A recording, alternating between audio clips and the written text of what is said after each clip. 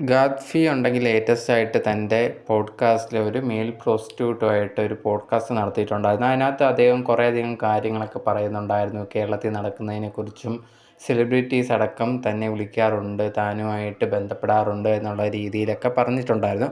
അതേപോലെ കുറേയധികം കാര്യങ്ങൾ ആ ഒരു പോഡ്കാസ്റ്റ് പറഞ്ഞിട്ടുണ്ടായിരുന്നു. ഈ ഒരു പോഡ്കാസ്റ്റ് പുറത്തു വന്നതിന് ശേഷം കുറേയധികം വ്യൂസൊക്കെ ആ ഒരു വീഡിയോസിന് കിട്ടിയിട്ടുണ്ടായിരുന്നു, ആ ഒരു പോഡ്കാസ്റ്റിന് കിട്ടിയിട്ടുണ്ടായിരുന്നു.